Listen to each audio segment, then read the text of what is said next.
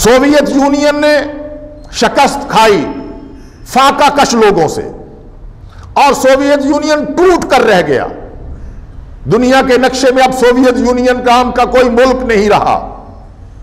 कौन से फाका कश लोगों ने कि जिनका ओढ़ना बिछौना सिर्फ अल्लाह और उसके रसूल की मोहब्बत थी, जिनके पास कोई हथियार नहीं थे, वो मैदान में निकले। और सोवियत उस वक्त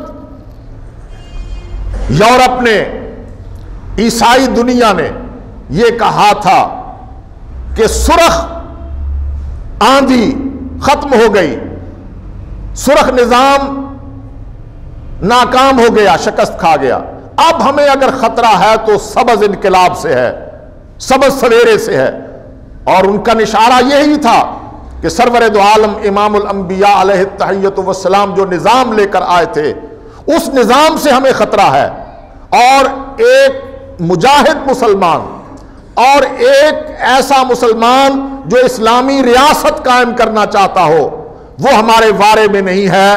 हम उसके साथ अब लड़ाई लड़ेंगे और उस वक्त से अब तक ये लड़ाई उसी बुनियाद पर लड़ी जा रही है। ये बात अपनी जगह पे तय है कि इस्लाम को और इस तरह के मुसलमान को तारीख में न पहले कभी शिकस्त दी गई है, ना अब शिकस्त दी जा सकती है। और उसकी वजह यह है कि पैगंबर दो आलम सल्लल्लाहु अलैहि वसल्लम की बशारतें मौजूद हैं। और वो बशारत यह है कि एक वक्त जरूर आने वाला है कि जब दुनिया फिर अमन का गहवारा बनेगी, और अमन का गहवारा उसी वक्त जब बनेगी जब अल्लाह का कानून जमीन पे नाफिज होगा।